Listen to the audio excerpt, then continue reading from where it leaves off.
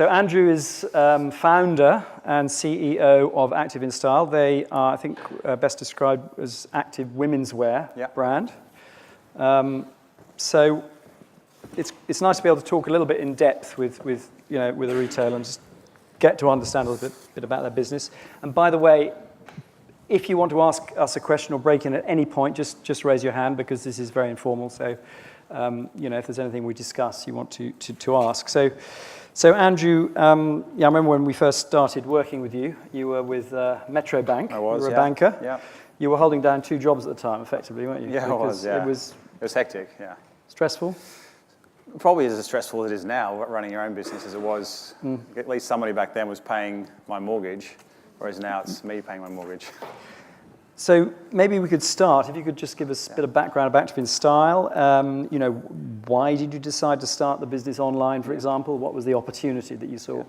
Yeah. So I'm from Australia, my wife's from England. We were in Australia 08 to 012, and my wife worked for Lorna Jane, which is Australia's largest activewear brand. The activewear industry in Australia was really ballooning. And we kind of a little bit bored of Australia. We thought, let's try and move back to England, do some travel, and start a business. So we spotted an opportunity of the activewear industry in the UK and Europe, and we approached Lorna Jane to bring that brand to the UK. So we introduced that brand to the UK in 2012.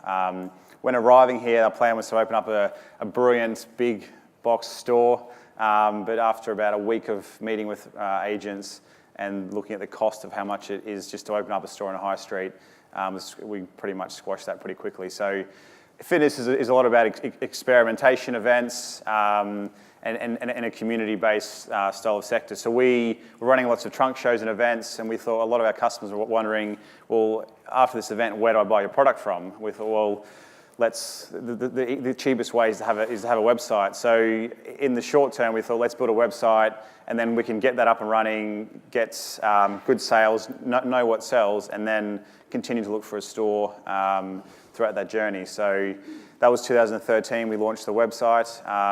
We launched activeinstyle.com. And it started off just as one brand, and then mid-2013, Instagram exploded. And I think that probably the number one image that everyone just loved was girls working out in activewear. All these new brands were popping up in Australia, and then quickly followed by the US. And we thought, let's bring all these brands from Australia, from the US, that aren't available in the UK or Europe. Let's bring them over here and effectively build a net-a-porter of activewear. Fast forward 5 months, and net-a-sporter launched. So we kind of stopped using that analogy pretty quickly. But the industry has gone crazy. The wellness industry has gone exploded since 2014. But the initial reason for launching online was just that distribution point, and to gather customer data as well. Okay, so it's interesting. Your initial thought was an offline store, but for all those various reasons, you started online. In terms of building the brand, how effective has the whole sort of customer lifecycle marketing program you put in place? Has the experience of building a brand through online been as you would expect and as you planned? Have you had some surprises along the way? Being online, I guess it allows people they can price compare a lot easier. We are a multi-brand. We sell about 40 brands from around the world. We have run a series of pop-ups. We now have a permanent store on Kings Road. But the online journey, I guess a few of the speakers have touched on it, is that technology piece. You go to a presentation, you get all these things thrown at you, and you kind of try and decipher which one's best for you. If you have a store, and you can design it how you want to design it, but technology is never ending. So you're always looking for the next thing, filtering what may work for your business, whether it's an ESP, whether it's a CRM, whether it's even social media, what social media channels might work for us as well. So the online platform gave us a lot of learning, what brands sell, what brands don't sell. And then when we opened our first pop-up store, about a year ago actually it was, we got a lot of then personal data as to what products that we're not selling that people want to buy from us. Yeah, it's a really interesting journey, actually, starting a store online and then moving offline. I know a few other people have done that. I mean, I think the Cambridge Satchel Company, I think someone here from there, but they've done the same thing, a few other people. And for you, the offline stores, is that partly for marketing and brand building and partly for sales? And where do you think in 2 or 3 years' time, do you think a much larger chunk of your revenue will come from offline? What do you think the future is there? I think our model and what we're trying to do is really drive our brand and our marketing through our store, but all drive that back to online. Online is scalable, to the nth degree. Sure. A store is only open set days 7 days a week, set hours per week. Only so many people can really come into a store and buy at any given time. So I think for our industry, a store is vital. Because as I mentioned before, it's a very community-based activity. We do workouts, yoga, run clubs, we do speaking events, we do other brands launch their brands in our store. So I think the whole offline-online experience for us is paramount. It'd be great to have more stores in London or the UK or Europe, but I guess probably a lot of people here who have explored retail and high streets, it is very... It's tough, yeah. Tough, yeah.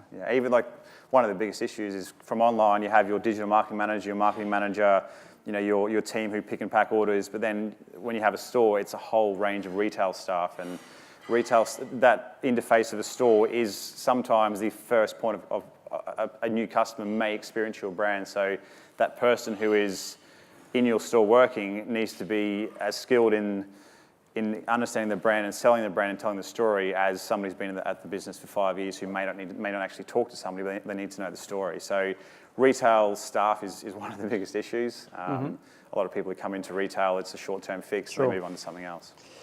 So the area I suppose I want to explore in a bit more depth, and being a data guy and obviously a data company, it's this challenge of being able to create the single customer view across offline and online. I know many of you here are multi-channel retailers, and that's a challenge for all of you. Yeah.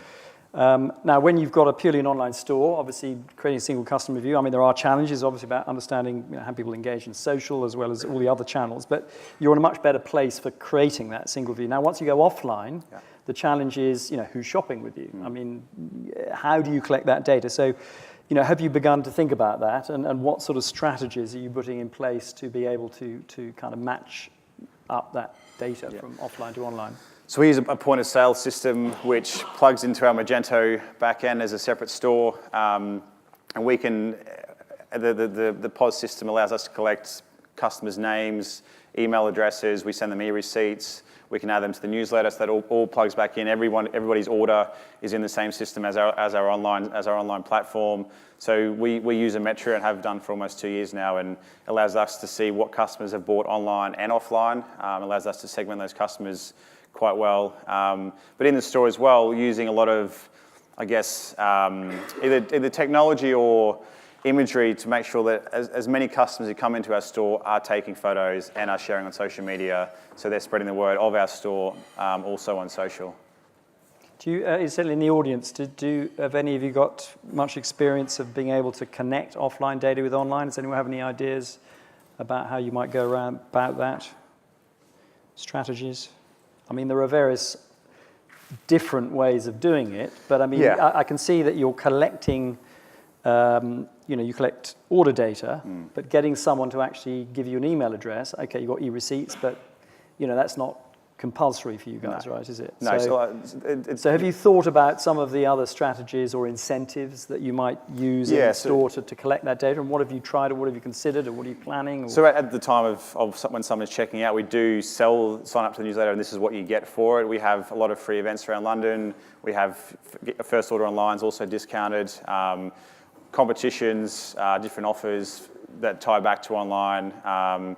A lot of in-store events, which we either, promote around the local area we're in. A lot of collaborations with other brands, other studios or health food brands around our stores in order to drive them into our store, and we gather the data generally through time of purchase, or we have an iPad with competitions that they can answer while they're in the store as well. Okay, and have you begun to look at any of those tools that measure, footfall? I mean, I recently heard about a solution which recognizes your shoes. Well, I don't know if it recognizes your shoes, but it can recognize the difference between a male and a female shoe to a certain degree of accuracy.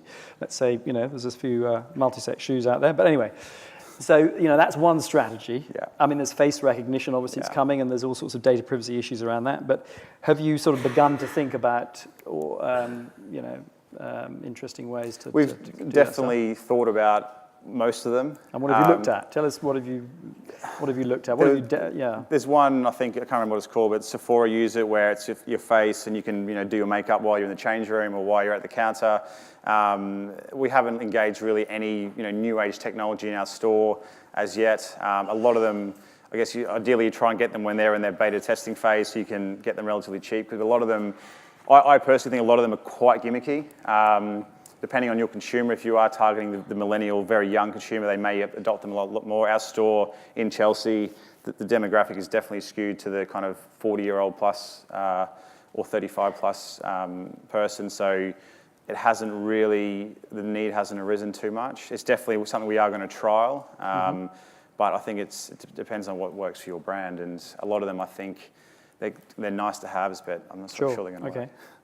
And plans for more stores offline? We opened a store in Canary Wharf about 2 months ago. As I said before, we love to open up more stores, but at the moment it's really driving that business back to online and really driving the online sales and using our online data to really segment that, to drive traffic back to our store, so we can segment any people who've bought online who are within the London region. We can drive them back to our Chelsea store or the Canary Wharf store. And also, if they've bought something online and it's in-store exclusive, we know that data as well.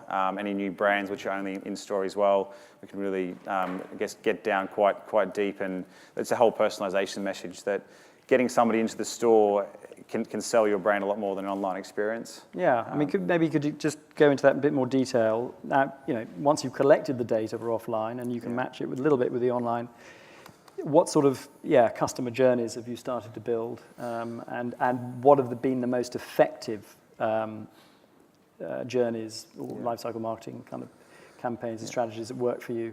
The best, because we are multi-brand, the best emails or the best journeys that do work for us is that initial purchase in store and driving that customer throughout online, because in store you aren't easily able to get onto social. So if you send them an email, they connect with our social through that way, and then anybody has bought a certain brand, sending them effectively a style guide as to what new collections of of that brand, whether it's leggings or a top or a sports bra, are now in store. That person's already been linked to that brand. They have an interest in that brand. The open rates and the conversion of that specific segmentation are at least 100% higher than just sending a blast email to everybody. Okay. In terms of the future, what do you think the future holds for multi-channel? What kind of surprises can you see maybe around the corner? I think we'll see quite a few pure play online players actually go back or go and open up stores. We've seen Amazon and Warby Parker in the States do that. I think that whole experimentation, you'll see some probably quite wacky brand extensions. Nike and Adidas and so on have done some amazing offline experiences, both in London and abroad. But I think there'll be retail. I think will get very exciting. The whole white walls, couple of clothing rails, and you buy over till is slowly going. I think a lot of brands are really going to experiment with bricks and mortar, and it's quite exciting for the consumer. I do think technology will start making its way a lot more into the store over the next probably 5 or so years through the technology of face recognition. There is that creepy factor, as we discussed earlier. Location services. So if you are walking down Kings Road, those type of things, we can say actually Active and Style now have a 10% off Lorna Jane, a brand you bought 3 months ago. You come in and buy and you get the discount. I think a lot of those connecting with the consumer on a personal level will be a lot more popular. And you see Starbucks obviously are doing it already, and a few other brands as well. So that will become a lot more mainstream, I guess, at the moment. For a lot of SMEs, a lot of that technology is reasonably expensive, and do they have the data, I guess, to really make it worthwhile?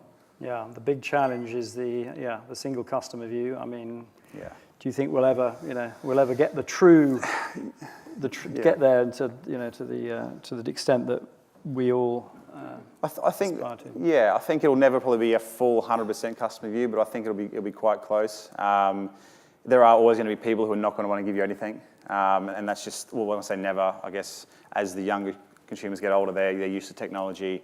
But I think even where we are at now, having the ability to capture offline data and push online, through social media channel, Facebook advertising or email, and driving online sales is a huge amount forward to what it was a few years ago. And then the segmentation piece as well, making it so easy with the Metro, for example, will only get better, only get easier. And people will be probably more willing to give information if it makes their journey or their experience with your brand a lot more personalised or easier. Actually, and also in terms of the metrics you're trying to move as a business, what's proved to be the most challenging? I mean, do you think, let's say, you can move average order value, you can move your repeat rate. Jonathan talked about retention rate. Yeah. There are all kinds of, and of course, conversion rate. But what has proved? Do you have target particular ones more than others, and which have proved the most challenging? Do you think? We want to increase average order value. That's the biggest one. In store, average order value is higher than offline than online. It's higher offline. It's higher in the store, than it is online. The return rate. Why do you think that is actually? I think is it having the shop assistants to kind of upsell? You have the personal kind of right there. They can see visually. Nothing really beats picking up a product, touching it, feeling it, seeing the vibrant colours in real life, trying it on. What activewear and fitness clothing is very particular to your body type, to fabric, what you feel comfortable in. So I think that's. Sorry, I lost my train of thought then. What was the question? What was the question? Can you remind me of the question? No, it's the metric where the metric that you target, if you do target one metric more than the others, and which has proved the most challenging, because average order value typically, can be challenging to move to an extent, can't it? Yeah, so I was touching on the returns rate. Returns rate in store is about 1%. Returns rate online is about 20%. Like, we are in a society where people order, 10 dresses and send 9 back, or they'll order small, medium, large and send 2 sizes back that they don't particularly, or they don't fit. So average order value for us is important. It means that we're sending out more product with less packaging costs and delivery costs. Our retention rate is increasing, but I guess decreasing because we are in an acquiring growth business phase. So we are trying to acquire more customers, as I guess everyone is here. But the retention of email journeys is getting a lot easier with automation of that journey. And the other thing is conversion rate. Sure. So that's probably the biggest battle, is getting our conversion rate from where it is to double. Which, if anyone has any great ideas, please share. I'm sure there'll be people in the room with some ideas. Actually, there's one. This is rather a sort of personal question, because I'm struggling with this problem at the moment. Do you have people who buy online who then return to the store, and how do you manage that? We do occasionally. So how do you manage that sort of kind of? Because we working with a client at the moment, and matching that data up is quite complicated. Because they'll buy it online and then they take it back to the store, and then the store guys, they don't have a connection with the online system, and then the stats are all messed up. So do you have a process for doing that? We do. That's a very small part of our business. We only have one store. We sell globally. We sell all over the UK. So it's a small problem to have. It is a very small problem to have for us at the moment. But I know a lot of retailers won't allow an online purchase to be returned to a store. No. For us, it's fine because our store is where most of our stock is housed, because it has a very large warehouse at the back of it. So anything returned from online to offline is easy added. Does anybody have any questions for Andrew? Yeah. I'll come to you in a second. There you back. Regarding driving footfall into your pop-up shop, or if it's permanent shop now, do you use any online channels? And if so, and this is kind of more from a prospecting perspective, and if so, how do you measure the effectiveness of those? So we have driven a lot of footfall through our events, our run clubs, yoga events, a lot of in-store exclusives. Our Instagram is by far our biggest social channel. We had a lot of our brand awareness, our new customers through Instagram. So in terms of measuring it, you can see a slight correlation, but there's no. We do a lot of coupon codes with Facebook, which you can measure. But generally, if you see a series of posts go out with new stock arriving just in store, the footfall, it does increase. But there's no kind of surefire way that we do measure that. Yeah. And there's a question in the front. Joe, I think it's just one here. Let's go. Obviously, it helps that you're the founder and managing director for this question, but how do you give a financial reasoning for moving into the brick and mortar pop-ups and for the experiences and things like that? Obviously, you've seen the average order value increases in the KPIs like that at this end, but how do you suggest that to investors and backers as something that you want to do moving forward? So we started off, tested, we did a 2-week pop-up, we then did a 6-week pop-up, we then did a 2-month pop-up, a 6-month pop-up, and now a permanent store. So it'd be very hard to argue the case without having ever done a bricks and mortar store, unless you have a large amount of cash there. It's the pop-up space in London now is phenomenal. Every high street has a few stores dedicated to pop-ups. I think the number one thing we've learned is start off small. If you lock yourself into a 5-year lease, you're handing over hundreds of thousands of pounds, and as a startup business, it's not the best use of cash flow. So start off small. You can show the metrics of this is what we did with this store. Obviously, a 2-week pop-up, you might do £30,000 of sales in those 2 weeks. Doesn't mean you're going to do £15,000 a week if you had a year-long store, because it's a very finite period of time. But it's gradually just get better. And then you can show that the engagement of consumers, the social media, a lot of analytics now around Facebook and Instagram with the business insights. You can show a number of impressions, a number of people who are discovering your brand for the first time.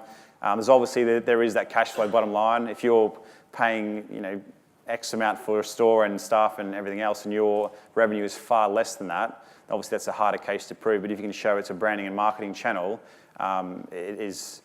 it works. There are a few people, a few brands who have stores which are extremely expensive, which they write off entirely as a marketing cost. It is how you want your brand to be perceived. For us, it is an important thing. There's a lot of, online retailers in sports who don't have a store. But it's definitely down to revenue. Our stores aren't massively profitable from a bottom line point of view, but from an engagement, access to influencers who come into the country and doing events and meet and greets in our store, that's invaluable, because everyone's coming into your brand. You can find a space and do it in, but it's not the same as doing it in your branded space. So we've been lucky with the stores we've found. We haven't had to commit to huge upfront costs. But it's the biggest thing is just starting off small and working from there. Thanks very much. Any other questions?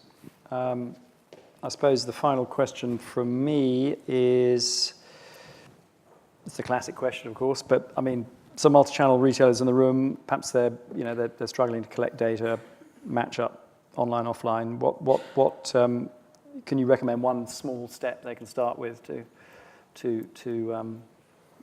Aside from use Metria? Yeah, forget Metria. Think of something, yeah. Point of sale, gathering email addresses is a no-brainer, really. There's quite a few providers out there which allow you to do that. Just encouraging people when they come into your store to provide information, whether it's through their competition or whether they have to sign up online to come into your store to do an event or something else. It's pretty much. Yeah, I'll give you 2 very small examples. Yeah. We work with a client that sells cashmere, and when you went into the store to buy the cashmere sweater, they would give you the offer of some free cashmere wash, special kind of soft fabric wash. But you had to go online to claim it, and they would send it for free. So that was one way they got to incentivize you. But I remember going to Selfridges 9 months ago, and I went to buy something at a counter, and they asked me for an email address. Fine, I gave them, and they scribbled it down on a little piece of paper, and then shoved it in a box. And I just thought, this is mad, I mean, they need an app, very simple. Yeah. But I mean, people are beginning to think in the right way, but it's making sure it's done in the most efficient manner. Yeah, a lot of traditional retailers, any technology rolling out across 200 stores is always going to take longer than a place with 2 or 3 stores. Yeah. Anyway, great to talk to you, Andrew. Thank you so much for coming.